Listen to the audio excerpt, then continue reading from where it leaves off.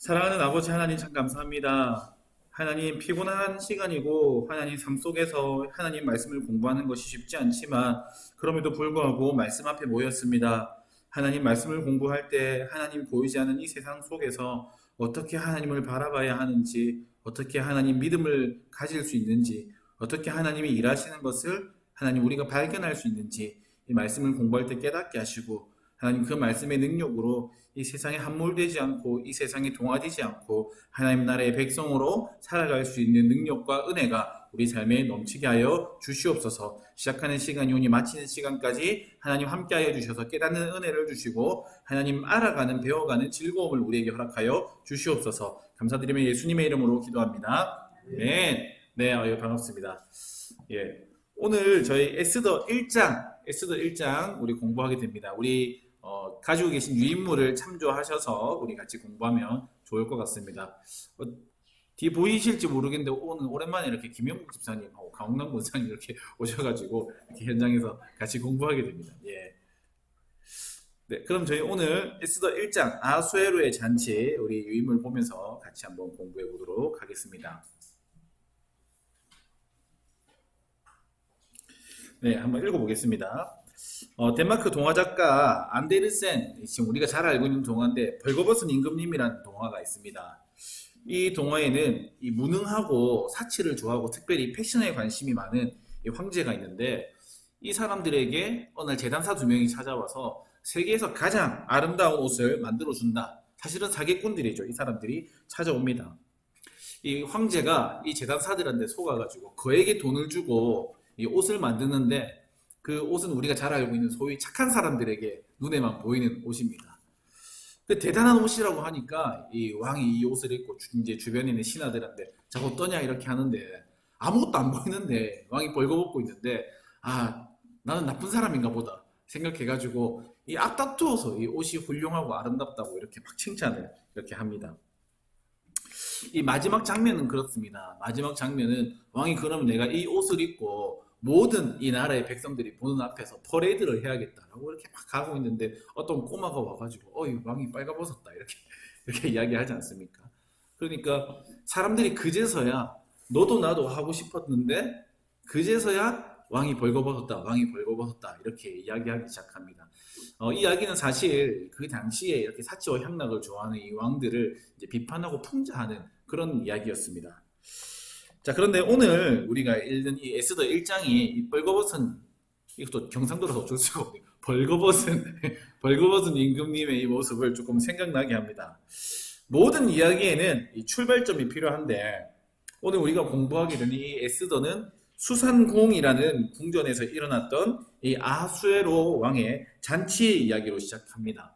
계속 살펴보겠지만 이 에스더에서 잔치는 굉장히 중요한 잔치입니다. 이 잔치를 중심으로 이야기가 흘러가게 됩니다.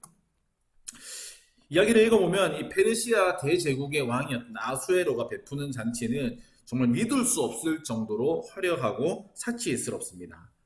이걸 통해서 왕은 이 제국이 얼마나 찬란한지, 자신이 얼마나 영광스러운 왕인지, 대단한 왕인지 보여주고 싶었습니다. 이 잔치의 절정은 이 왕의 가장 아름다운 왕비인 와스디 왕후를 사람들한테 보여주는 것이었습니다. 그런데 이 왕후는 왕의 명령을 거부하고 이 잔치 자리에 나오지를 않습니다.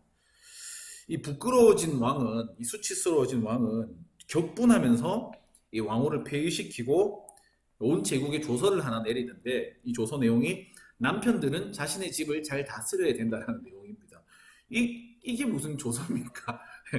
남편들이 아내를 잘 다스려야 된다. 그러니까 아내는 남편 말을 잘 들어야 된다. 이런 이 조서를 내리는데 사실 이것은 이 온 나라의 이 황제인 자신이 사실 나는 내 아내를 잘 다스리고 있지 못하다. 이거를 이제 스스로 폭로하는 꼴입니다. 그렇게 하고 나서 이제 왕이 이제 이 분노를 좀 거둡니다. 그런데 사람들이 그때까지는 잘 몰랐는데 이제 이 잔치가 끝나고 술기운이 조금 깔아앉고 나니까 그 대단했던 왕이 사실은 별로 그렇게 대단하지 않을 수도 있다. 우리의 왕이 찬란한 비단 옷을 입고 있었는데 가장 아름다운 옷을 입고 있었는데 사실은 벌거벗었구나 하는 것들을 이 백성들이 깨닫게 됩니다. 이 에스더 1장 내용을 읽어보면 사실 이제 뒤에 이어 나오는 이 유대인들의 이제 구원을 받게 되는 이 사건이랑 별로 상관이 없습니다. 한 나라의 왕비가 그냥 이렇게 폐위되는 그런 장면인데, 그런데 오늘 이 1장이 주는 내용이 이 아하수에로가 과연 어떤 왕인가 하는 겁니다. 이 아하수에로를 이해하지 않고서는 이 아하수에로가 얼마나 이 권력에 이 목마른 왕인지, 이거를 얼마나 포악한 왕인지, 자기 기분에 따라서는 진짜 왕비조차도 마음대로 할 수 있는 왕이다. 실제로 이 역사학자들은, 이제 신학자들은 이 와스디가 단순히 폐위된 것뿐만 아니라 아마 생명을 잃었을 가능성이 크다라고 이렇게 추론을 하게 됩니다. 그러니까 이 이방의 왕과 그리고 그 제국이 어떻게 운영되는지 이거를 이해하지 않고서는 이스라엘 백성들이 유배지에서 진짜 어떤 상황에 놓여 있는지 우리가 잘 알지 못합니다. 그 왕, 저도 아직 정제가 되지 않습니다. 윗대가리 이렇다고 그 왕과 그 신하들과 그 나라 국정이 어떻게 이루어지는지를 알면 거기에서 살아가는 백성들이 얼마나 힘겨운 삶을 살고 있었는지, 이 사람들이 닥친 위기가 누구였는지, 이들이 지금 누구랑 싸우고 있는지, 그리고 이들이 얻은 승리가 얼마나 값진 것인지 이 아수에로라는 왕을 이해할 때 우리가 조금 더 공감을 할 수가 있게 됩니다. 그리고 또 하나 일장이 보여주는 것은 그 대단한 이 제국을 그렇게 안 따라가도 된다는 겁니다. 이 제국의 백성으로 살고 싶은데, 페르시아의 백성으로 살고 싶은데 굳이 그럴 필요가 없다. 그럴 가치가 없는 나라라는 것을 보여줍니다. 그래서 그 나라를 우리가 비웃을 수 있는 능력, 풍자할 수 있는 능력, 조롱할 수 있는 능력이 우리에게 생깁니다. 그리고 이 마지막인데, 이 와스디가 폐위되어야만 사실 유대인이 구원을 받을 수가 있습니다. 오늘 와스디 그 이방 나라의 왕비가 폐위되든지 새로운 왕비를 뽑든지 오늘 우리가 무슨 상관이 있겠습니까? 사실 아무런 상관이 없는 것처럼 보입니다. 당장 이제 아파트 값이 올라가는지 떨어지는지 대출금리가 어떻게 되는지 이게 우리랑 상관이 있는 얘기지, 이 뭐 대통령이 부인이 바뀌든지 말든지 이거는 우리랑 별 상관이 없는 얘기 같은데, 그런데 사실 이 사건이 있지 않으면 유대인들은 구원받을 수가 없습니다. 그래서 사실 이게 하나님의 퍼즐 조각입니다. 유대인들의 구원을 위한, 사실 이제 나중에 어떤 그림을 그리게 될지 알지 못하지만 굉장히 중요한 하나님의 퍼즐 조각입니다. 1장이 그런 내용들을 보여주는데 우리 공부하면서 그걸 다 찾을 수 있기를 바랍니다. 자, 우리 다음 넘어가서 우리 1절부터 9절까지인데 이 아수에로의 잔치입니다. 우리 1절부터 4절까지만 우리 같이 한번 읽어볼까요? 에스더 1절부터 1장 1절에서 4절까지만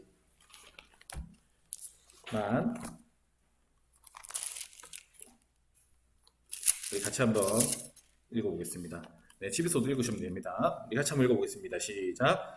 이 일은 아수에로 왕 때에 있었던 일이니 아수에로는 인도로부터 구스까지 127지방을 다스리는 왕이라.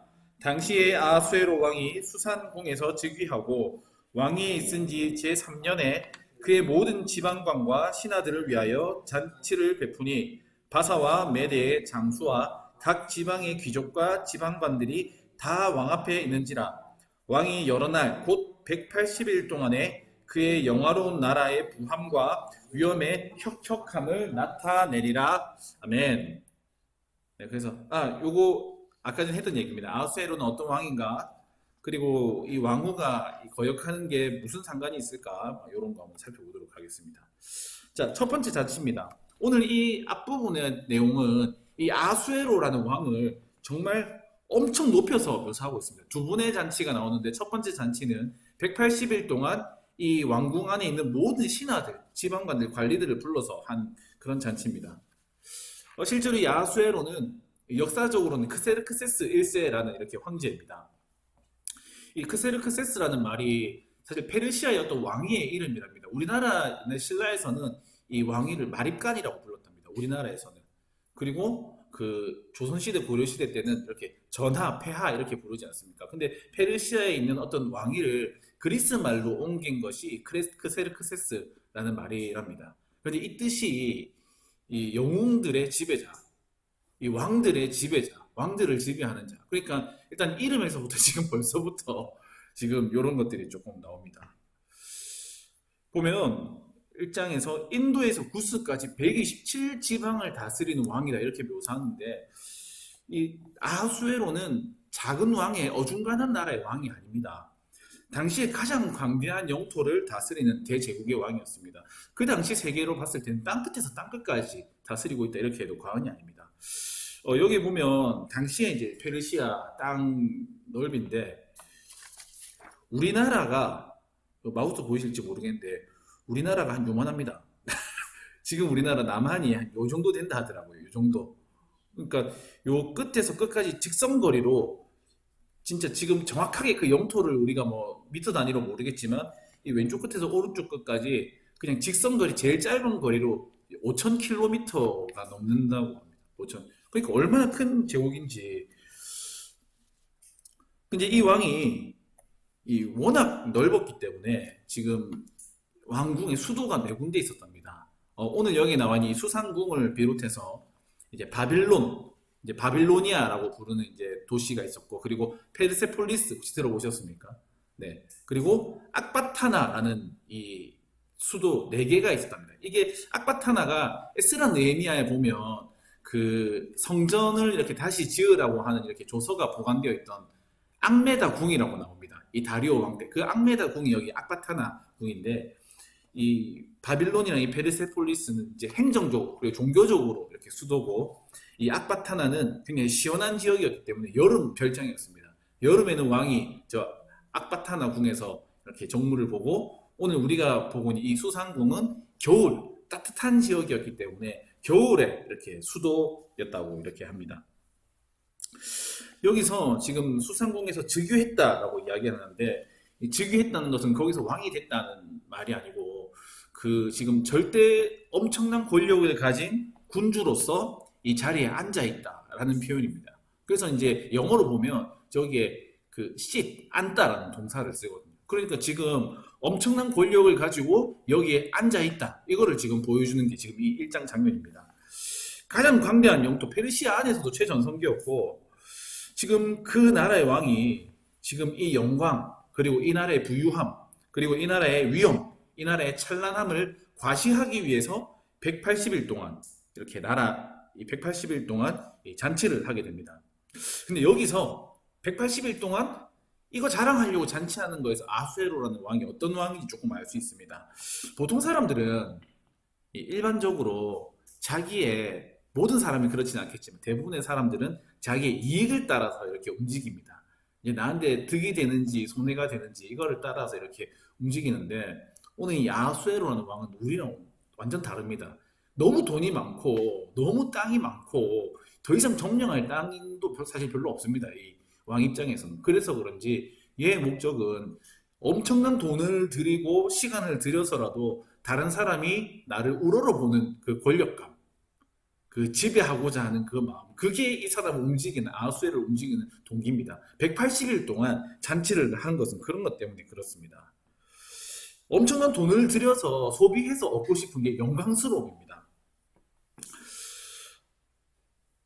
여기에는 모든 지방의 관리들, 신하들, 여기 보면 이제 바사와 메대의 장수와 각 지방의 귀족과 지방관들, 아마 동시에 다 참석하지나 동시에 참석해서 180일 동안 6개월이지 않습니까? 6개월.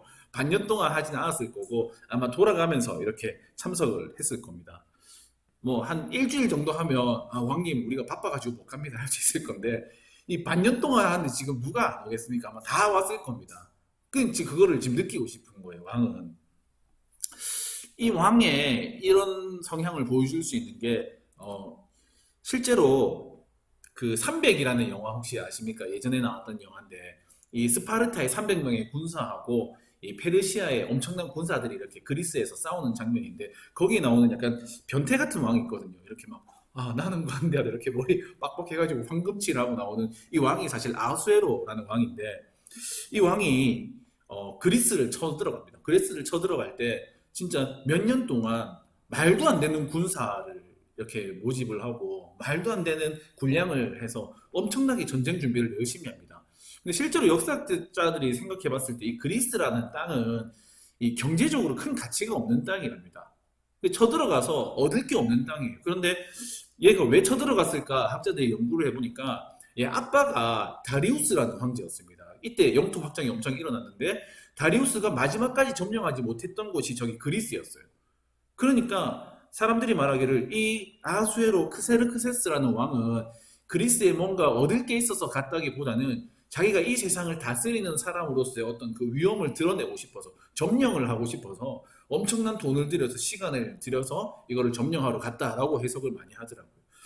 그래서 그런 얘기를 합니다. 이 180일 동안의 이 잔치가 사실은 그리스를 침공하기 전이었다면 지금 이 군사 준비가 얼마나 잘 돼 있는지 확인하는 과정이다. 이렇게 말하는 사람들이 있고, 그리고 실제로 갔는데 완전히 다 깨져가지고 완전 다 쪽박을 차고 이렇게 돌아오거든요.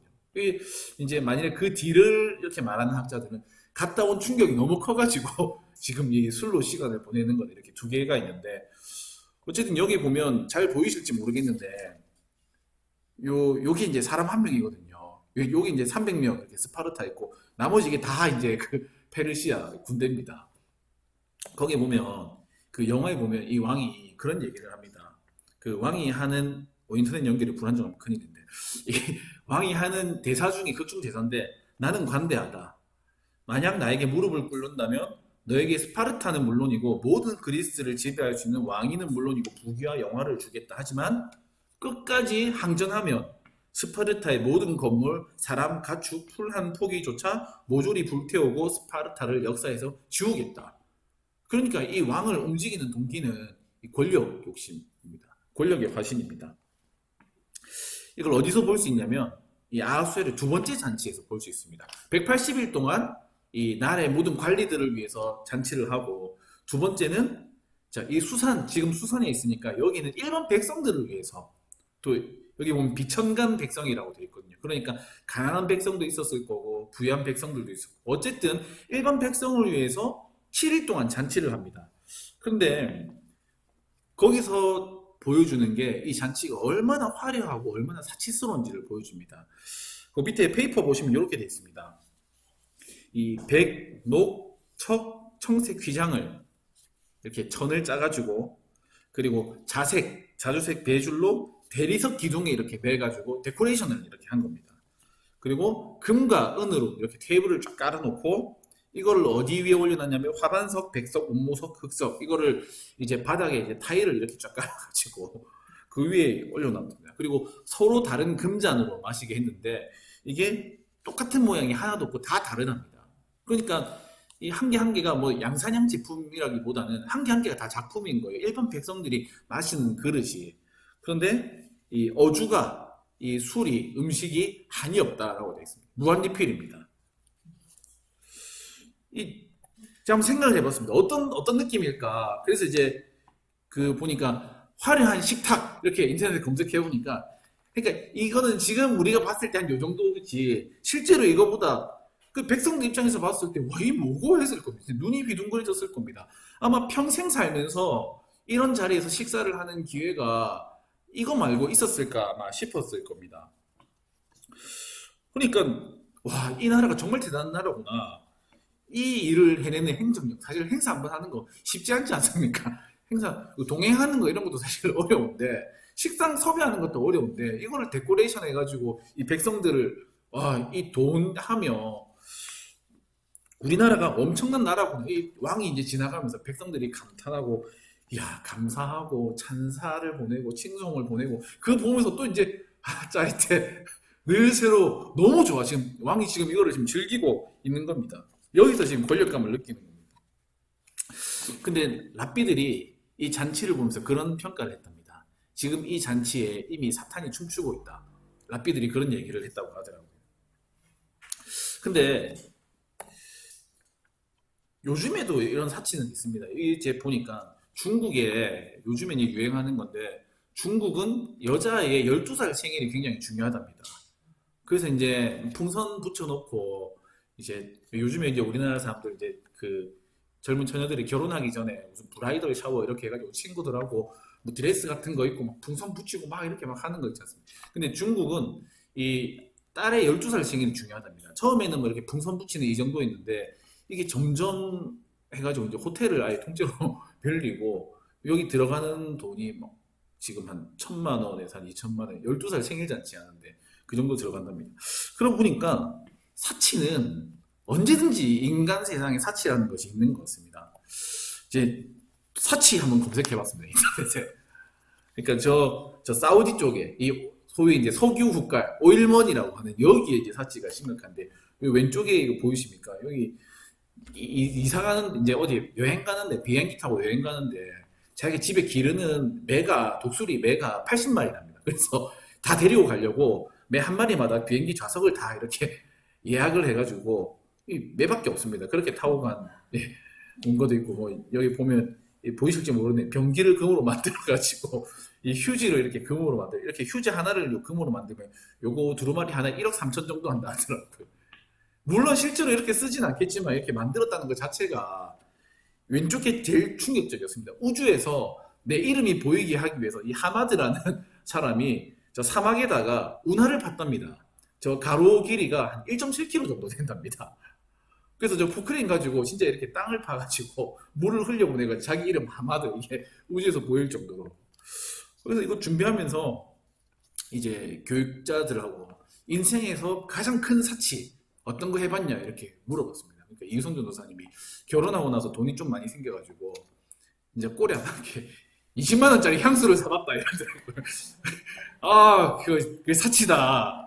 그렇게 했는데 저랑 제 친구들끼리 막 우리가 한 가장 큰 사치가 뭘까 이렇게 해봤는데 누가 옛날에는 운동하고 아이스크림 먹는데 쭈쭈바 있지 않습니까? 꼬다리 뜯어가지고 안 먹고 버리더라고요. 그래가지고 야, 너희 아버지 재벌이가 막 이러면서 막 저희끼리 얘기했는데 근데 그런 것 같습니다. 사치는 지금 이렇게 풍족한 시대에 이렇게 존재하는 게 아니라 이런 말도 안 되는 허비랑 사치는 그 옛날부터 기원전 이때부터 사실 사치는 있었습니다. 여기에 이 아하수에로 왕이 진짜 대단한 게 뭐냐면 자 그런 분위기면 그 호화로운 분위기면 이 백성들이 잔뜩 움츠러들지 않았겠습니까? 사실은 자기 분에 안 맞는 너무 귀한 잔치니까. 그런데 왕이 억지로 마시게 하지 않았답니다. 그러니까 왕이 지금 술을 단지로 이렇게 갖다 주고 이거 다 마실 때까지 못 간다 이렇게 하면 이 마시든지 죽든지 이렇게 마셔야 될 판인데 요즘 이렇게 회사 가도 이렇게 사장님이 이렇게 줄 서는 요즘엔 또 MZ라서 잘 거부한다 하더라고요. 그런데 이때 이 왕이 백성들한테 마시기 싫으면 안 마셔도 된다 이렇게 하니까 백성들이 진짜 우리 왕은 진짜 너무 대단한 왕이다. 이 관대함이거든요. 그러니까 백성들의 마음까지 사고 싶은 겁니다. 이 정말 권력이 어디서 오는지 이제 이 아하수에로는 대단한 왕인 것 같아요. 자 그리고 나서 이 마지막에 이제 와스디라는 왕후가 여인들을 위해서 또 이 잔치를 베푸는데 사실 이것도 이 왕이 베푸는 잔치에 포함되어 있는 개념입니다. 네. 자, 이 잔치의 절정에서 이제 왕이 이 마지막 날에 보면 자기 왕후를 이 얼마나 예뻤겠습니까? 이걸 또 백성들한테 보여주면 와 왕비님도 예쁘다. 우리 왕은 진짜 대단하다. 그거 하고 싶어가지고 자 돼 있는데 우리 10절, 11절, 12절 한번 읽어볼까요? 짧지만 굉장히 중요한 구절들이 많아가지고 우리 1장 10, 11, 12 우리 한번 읽어보겠습니다. 시작. 제7일에 왕이 주흥이 일어나서 어전넷이 무후만과 비스다와 하르보나와 빅다와 아박다와 세달과 가르가스 7사람을 명령하여 왕후 와스디를 청하여 왕후의 관을 정죄하고 왕 앞으로 나오게 하여 그의 아리따움을 뭇 백성과 지방관들에게 보이게 하라 하니 이는 왕후의 용모가 보기에 좋음이라. 그러나 왕후 와스디는 내시가 전하는 왕명을 따르기를 싫어하니 왕이 진노하여 마음속이 불붙는 듯 하더라. 자, 마지막 날 이제 결정입니다. 이 187일의 이 잔치를 마무리하는 클라이막스가 이 왕이 가지고 있는 모든 것 중에서 가장 아름다운 왕비를 소개하는 장면입니다. 그런데 보면 주흥이 일어나서 주흥이 일어나서 무슨 말이냐면 쉽게 말하면 술김에 그런 겁니다. 지금 기분 좋아져가지고 술김에 지금 와이프 한번 오라 해라 약간 이런 느낌이에요. 그런데 여기서 보면 볼 수 있는 게 아수에로가 지금 자랑하고 있는 게 뭐냐면 자신의 부유함, 자신의 권력, 자신의 관대함, 그리고 이 아름다움 이런 것들을 백성에게 자랑하고 싶어 하는데 사실 이거 모든 사람들이 다 가지고 있는 욕망이거든요. 부와 권력과 아름다움. 우리나라 이제 성형 중독 이렇게 이야기하지 않습니까? 근데 뭐 그러더라고. 이런 것들을 자랑하는 것은 사실은 정신적 빈곤 때문에 그런 거다. 정신적으로 가난하기 때문에 오히려 이런 것들을 자랑한다. 이런 이야기를 하더라고요.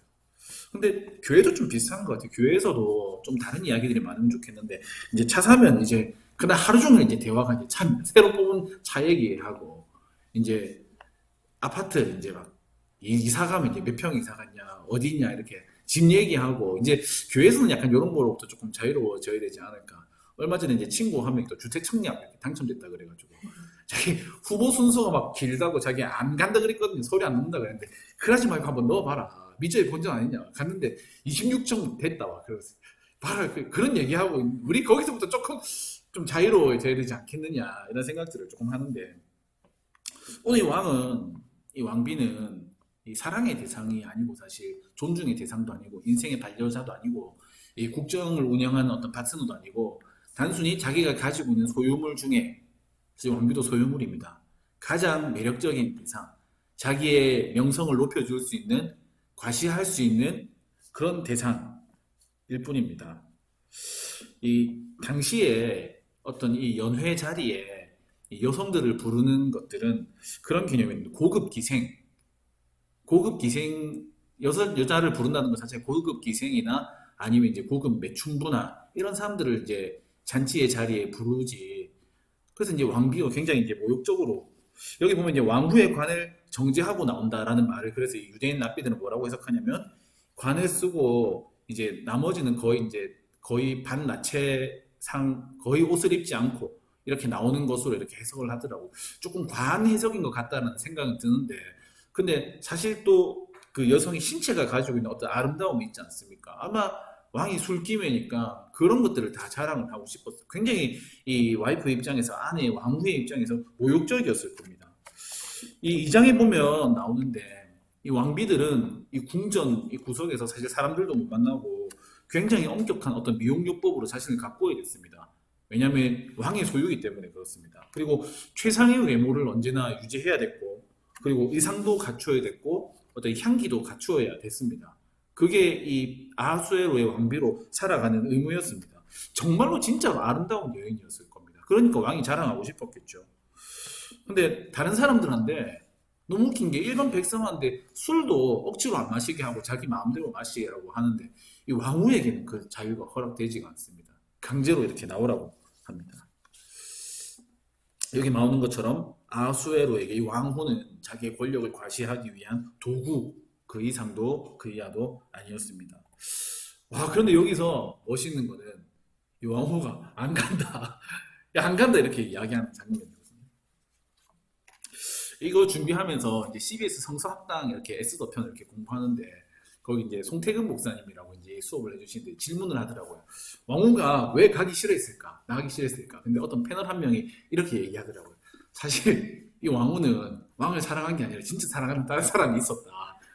사랑하는 사람이 있었는데 이 예뻐가지고 왕이 오라고 하니까 이 왕후가 됐는데 마침 그 자리에 자기가 사랑하는 사람이 와 있었다. 그래서 드라마더라고요. 이거 보면서 막 좀 웃기기도 했는데 근데 어쨌든 백성들이 다 모여 있는데 귀천간 백성들이 다 모여 일반 백성들이 다 모여 있는데 사실 이제 몸에 거의 아무것도 입지 않고 지금 나가는 것 자체가 굉장히 수치스러운 일이거든요. 이제 와스디는 나는 도구가 아니다. 너 이제 자신의 존엄성을 이렇게 지켰습니다. 동시에 사실 이 왕이 지금까지 자기가 얼마나 대단한 사람인지 보이기 위해서 노력을 했는데 사실 그 왕이 아무것도 아니다.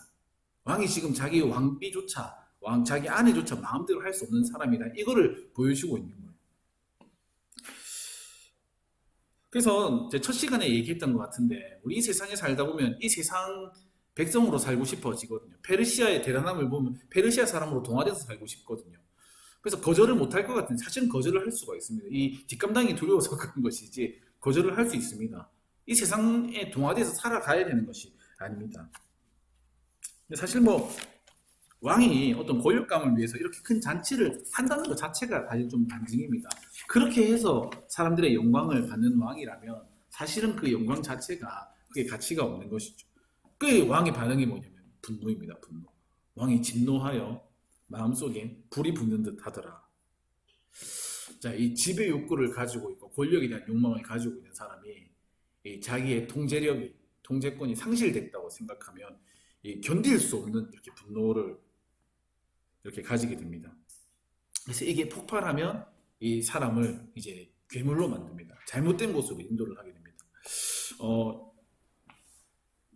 보면서 2014년에 있었던 일인데 이 지금 우리나라에서 사형 판결을 받은 사람 중에서 가장 어린 사람입니다. 이 장재진이라는 사람이 어린 사람인데 어떤 사람이었냐면 대학교 가서 이제 여자친구를 사귀는데 이 사람이 동아리 회장 이런 것도 하고 그랬거든요. 여자친구를 사귀는데 이제 여자친구랑 싸우다가 이렇게 뺨을 때렸대요. 그래서 이제 여자친구가 사실 데이트 폭력인데 이제 집에 가서 얘기하고 부모님이 이제 붕괴해가지고 학교 와서 이제 하고 그래서 이제 동아리 회장도 이제 잘리고 여자친구랑도 헤어지고 이제 이 친구 이제 분노를 가진 겁니다. 거기서. 그래서 이 여자친구 집에 가가지고 이 부모님을 이렇게 여자친구 부모님을 죽인 사건이었습니다. 근데 거기에 범죄심리학자 김지선 교수님이 이 사건을 보고 다루는데 이 사람이 계속 경찰에 이제 잡혀가지고 얘기를 하는데 내가 걔 때문에 동아리 회장에서 잘렸다. 걔 때문에 동아리 회장에서 잘렸다. 그러니까 그거에 대해서 이제 참을 수가 없었던 분노를 가지고 있더라고요. 요거는 요즘에 일어나고 있는 건데 지금 북한에서 공개 처형이 그렇게 많답니다. 한동안 좀 잠잠했는데 최근에 10대 청소년 한 명, 10대 청소년도 이렇게 총으로 공개 처형을 하고 그리고 임산부도 공개 처형을 했답니다. 근데 이유를 보니까 이 10대 청소년은 이 K-팝, 이 드라마, 한국 드라마를 봤다가 걸려가지고 사람들 보는 앞에서 이렇게 죽었답니다. 그리고 이 임산부가 저 김일성 초상화 이렇게 손가락질했다고 그 이제 죽었답니다. 그러니까 자기가 통제하는 대로 이 통제를 벗어나는 거에 대해서 이제 참을 수가 없는 마음인 거거든요. 그래서 이제 이거를 보는 사람들 그 현장에 있던 사람들도 너무 좀 잔혹하다 해서 실신하고 지금 올 한 해 이렇게 공개 처형으로 죽은 북한의 사람들이 100명이 넘는다고 이렇게 합니다. 그 출애굽기에 봐도 성경에도 나와 있습니다. 이 출애굽기 보면 파라오가 10가지 재앙이 일어나면서 이제 히브리인들을 이제 다 보내주지 않습니까? 그때 패배감, 어떤 모멸감, 굴욕감 이거를 안에서 이제 소화가 안 되니까 다시 이제 군사들을 데리러 가가지고 이제 얘네들을 죽이려고 사실 군사들을 보내는 거거든요. 이거를 되찾기 위해서 결국 이제 악수를 주게 됩니다. 이제 실수를 하게 됩니다. 마찬가지인 것 같아요. 180일 동안 권력감을 누리기 위해서 187일 동안 엄청난 돈을 썼는데 마지막 순간에 그것이 좌절되니까 이거를 참을 수가 없습니다. 그래서 오늘 이 아하수에로 왕이 이 악수를 주기 시작합니다. 그게 보면 13절부터 나오는 회입니다. 이 왕이 자기 신하들을 보냅니다. 이 왕비를 처벌하고 싶은 거예요. 분노가 막 일어나가지고 참을 수가 없는데 근데 자기 감정이 아니라 내 분노로 하는 거 아니라 이제 사람들을 불러서 이 국정 대신들을 불러서 법에는 법으로 이제 따지고 싶은 거거든요. 왕비가 왕의 명령을 거부하면 어떤 법으로 그런 법이 있겠습니까? 사실 그런 법이 없습니다. 그런데 이거를 공론화 시키는 거거든요. 내가 개인적으로 하는 게 아니라 이거를 법을 위반해서 이 처단하는 거다 이렇게 하고 싶은 거예요. 그렇게 이야기하더라고요. 그 목사님이 예를 들면 담임 목사님이 집에서 사모님하고 싸우시고 와가지고 이 당에 들어와가지고 사모님을 어떻게 해야 될까 이거를 논의하는 거야. 똑같은 이야기라 하도 이 지금 집에서 일어났던 사실 가정 얘기거든요. 부부싸움 얘기잖아요. 부부싸움 얘기인데 여기 보면 이제 왕실 이 어전 회의에 가지고 와가지고 이 국사를 논하는 장면에서 이걸 이제 얘기하는 거예요. 왕이 하고 있는 일이 그런 일입니다. 근데 보면 13절에 보면 이렇게 되어 있습니다. 왕이 사례를 아는 현자들. 그런데 이 현자들을 뭐라고 설명하냐면 왕의 기색을 살피며 나라 첫 자리에 앉은 자들 이렇게 이야기를 합니다. 페르시아의 7 자문관이라는 제도가 있습니다. 이 정세를 잘 알고 그리고 법률을 잘 알아서 왕이 중요한 어떤 정치적인 사항들을 결정하는데 조언을 해주는 사람들을 7 자문관이라고 부릅니다. 그러니까 최고위급 이렇게 책사들인데 그 사람들하고 왕비를 어떻게 해야 될지 이걸 이 바쁜 사람들, 이 대단한 사람들을 가지고 이 말도 안 되는 이 하찮은 일에 이 사람들이라고 논의를 하고 있습니다. 근데 여기에 이 아하수에로라는 사람이 굉장히 중요한 특징이 나옵니다. 이게 뭐냐면 전반적으로 에스더 전체에 흐르는 내용인데 이 왕은 어떤 결정을 내리기 전에 다른 사람의 조언을 듣지 않고 자기 혼자 독단적으로 결정하는 법이 없습니다. 반드시 다른 누군가의 이야기를 듣고 결정을 이렇게 하게 됩니다. 자기 아내잖아요. 그거 결정하는 것조차 다른 사람의 의견을 듣습니다. 이 법률적으로 사실 자문을 하고 있는데 어떤 법으로 다스려야 되는가? 근데 그럴 법은 없습니다. 그런데 보니까 이 일곱 자문관들이 어떤 사람들이냐면 왕의 기색을 살피는 자들이거든요. 그리고 나라에서 제일 대단한 사람들이거든요. 그러니까 자신들의 어떤 부유함이, 자신들의 번영이 이 왕의 번영, 그리고 제국의 번영이랑 직접적으로 연관이 있는 사람들입니다. 그러니까 이 왕한테 바른 소리를 사실 왕님 그런 법은 없습니다. 이 얘기를 못하는 거지. 왕은 권력감, 자존심이 상처를 받았고 이거를 지금 극복받고 싶어서 얘기를 하는 거니까 이 일곱 자문관이 그 왕의 상처받은 자존감을 높여주기 위해서 이제 그러니까 그 뻘거벗은 임금님이 자 어떠냐 이렇게 하는데 왕이 너무 너무 예뻐요. 옷이 너무 아름답습니다. 이렇게 하는 거랑 사실 똑같은 겁니다. 지금 둘러싸여 있는 겁니다. 그래서 이렇게 이야기를 합니다.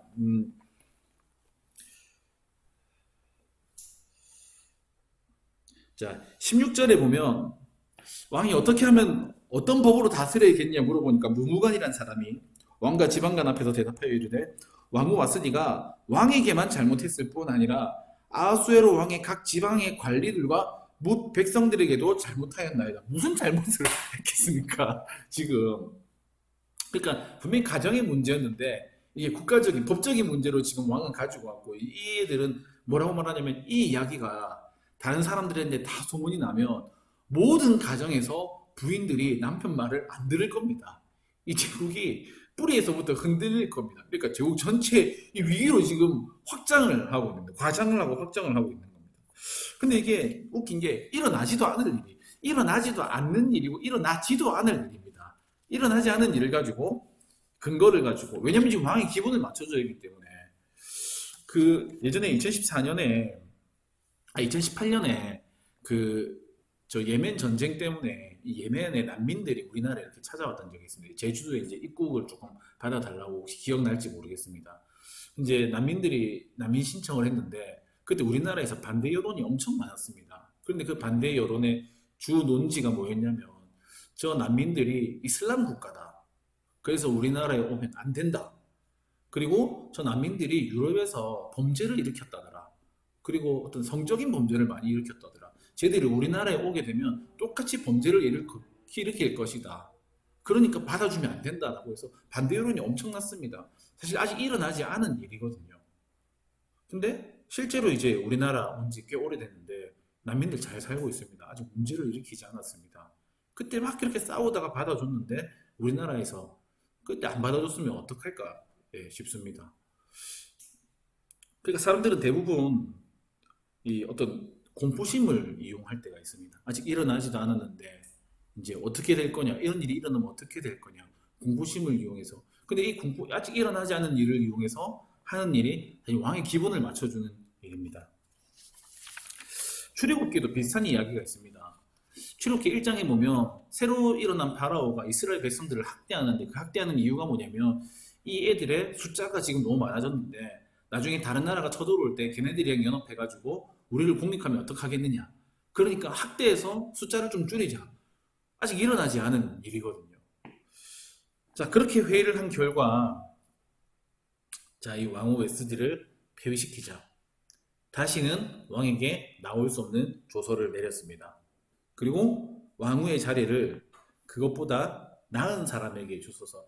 그래서 그보다 나은 사람, 그럼 어떤 사람일까요? 인격적으로 훌륭한 사람일까요? 아니겠죠.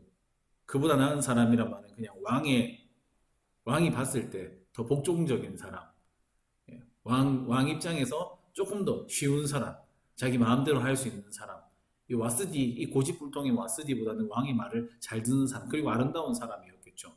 그런 사람을 구하자고 조언을 하게 됩니다. 그런데 이 장면이 이 에스더에서 굉장히 중요하게 주는 의미가 있습니다. 뭐냐면 이 왕후가 아까 말했던 것처럼 폐위되지 않았으면 오늘 유대인들이 구원을 받을 수 없었다라는 사실입니다. 분명히 악인들은, 이 나쁜 사람들은 자기들 뜻대로 정치를 경영합니다. 자기들이 다 할 수 있을 거라고 생각하고 이 사람들을 속이고 사람들을 선동하고 여론을 조작해가지고 이 세상을 쥐락펴락합니다. 그런데 하나님의 구원의 손길이 그거를 다 한가운데를 다 뚫고 역사하는 것이 이 와스디의 폐위 사건입니다.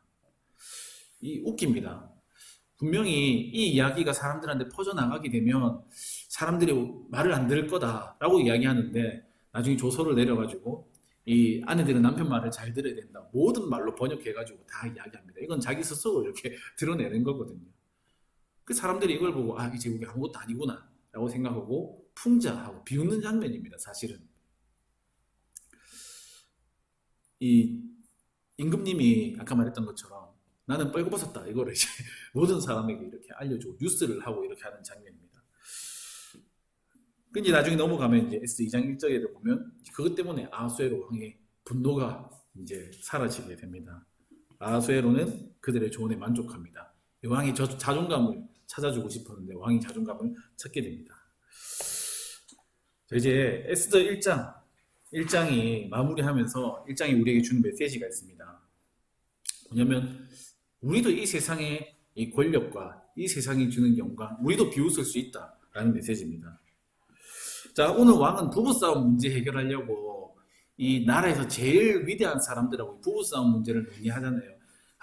사람들 뭐 그런 일을 아무것도 아닌 그 사소한 일을 가지고 이야기하냐라고 할 수 있는데, 근데 우리도 생각해보면 뉴스 나오는 거 보면 이렇습니다.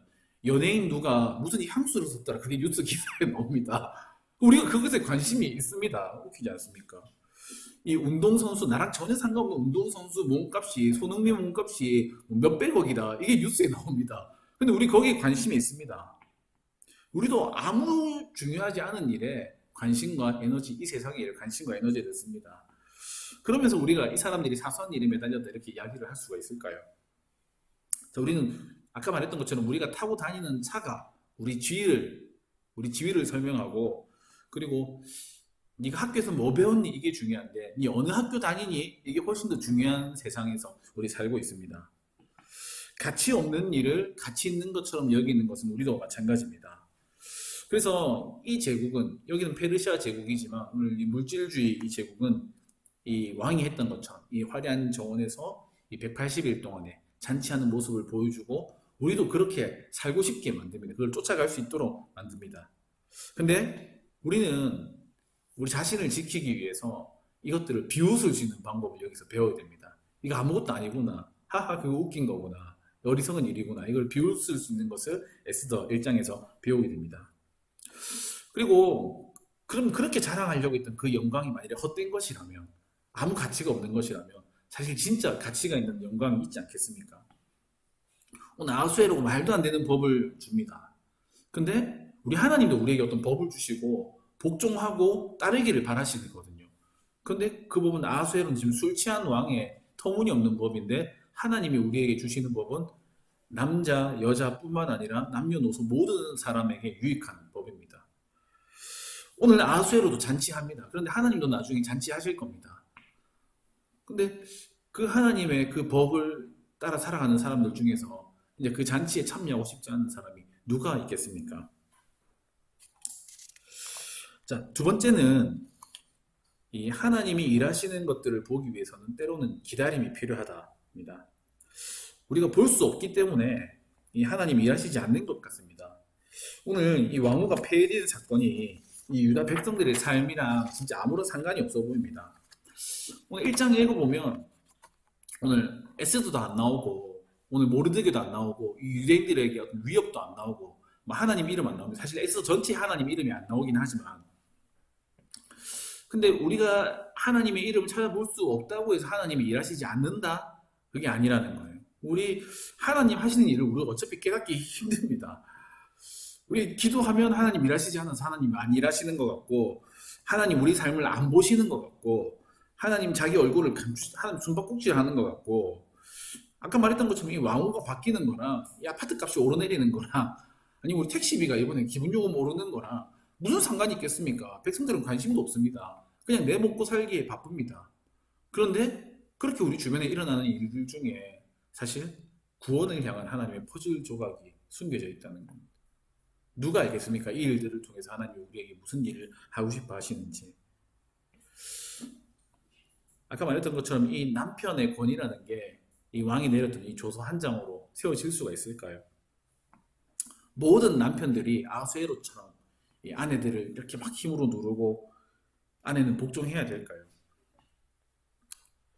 그런데 당시에 하나님의 백성들이 살고 있던 세상은 이런 세상이었습니다. 그리고 우리가 살고 있는 세상도 이런 세상일지 모릅니다. 그래서 우리는 비웃을 수가 있습니다. 어, 오늘 이 내용 이렇게 기억하시면서 이 세상에 우리가 무조건 무작정 따라가지 않을 수 있고 우리가 비웃을 수 있구나 라는 것을 생각하고 우리가 보이지 않는 곳에서 하나님 어떤 방법인지 모르지만 일하고 있구나. 이 하나님의 구원을 위한 일들이 일어나고 있구나. 이것을 생각하시고 살아갈 수 있으면 좋을 것 같습니다. 오늘 1장에서 제일 중요한 말씀 구절이 1장 12절인 것 같아요. 이 와스디가 그 대단한 페르시아 왕의 명령을 거절하는 부분. 오늘 우리 이 구절을 같이 한번 읽고 우리 수업 마무리하면 좋을 것 같습니다. 우리 에스더 1장 12절 우리 같이 한번 읽어볼까요? 시작. 그러나 왕후 와스디는 내시가 전하는 왕명을 따르기를 싫어하니 왕이 진노하여 마음속이 불 붙는 듯 하더라. 아멘. 우리도 거절할 수가 있습니다. 뭐 거절하면 큰일 날 것 같은데 사실 별로 큰일 안 납니다. 아무것도 아닙니다. 오늘 그것을 비웃을 수 있는 저 여러분 될 수 있기를 바랍니다. 다음 주에 이제 2장을 보게 되는데 2장에는 이제 에스더가 드디어 이제 왕비가 되는 이제 장면입니다. 한 주간 동안 우리 에스더 열심히 읽어주시고 우리 다음 주 이 시간에 또 뵙도록 하겠습니다. 네, 요 뒤에 분들은 잘 안 보여가지고 우리 뒤에 오신 분들 한번 볼까요? 네, 이런 분들이 우리와 함께 공부하고 있습니다. 네, 지금 계속 집에서 다 잘 들리셨나요? 여기 보니까 중간중간에 계속 인터넷 연결이 불안정합니다. 이게 떠가지고 제가 마음이 굉장히 불안했는데 네, 일단 뭐 별로 끊김없이 잘 된 것 같아서 이렇게 다행인 것 같고 네, 늦은 시간까지 수고 많으셨고 제가 잠깐 기도하고 오늘 공부 마무리하도록 하겠습니다. 기도하겠습니다.